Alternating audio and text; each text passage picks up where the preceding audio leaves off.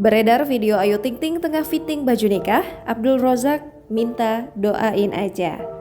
Telah menyandang status janda sejak tahun 2014 lalu, kini beredar video Ayu Ting Ting diduga sedang mengukur baju pengantin. Seperti yang kita ketahui, jika Ayu Ting Ting telah bercerai dengan Henry Baskoro sejak tahun 2014 lalu. Telah menjanda selama 7 tahun terakhir, banyak pria yang sering mendekati Ayu Ting Ting. Mulai dari Ivan Gunawan, Aditya Jayusman, dan juga kabar terbarunya ia sedang dekat dengan Syahrul Gunawan.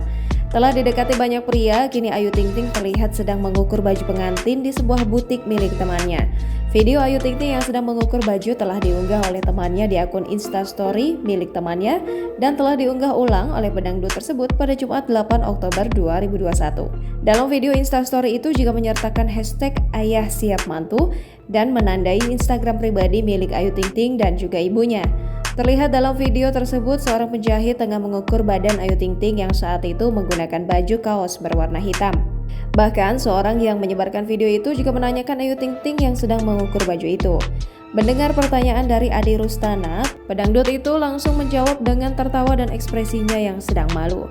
Bahkan tak hanya menanyakan pada Ayu Ting Ting, dalam video tersebut juga memperlihatkan kedua orang tua Ayu yang terlihat mendampingi anaknya yang mengukur baju pengantin itu.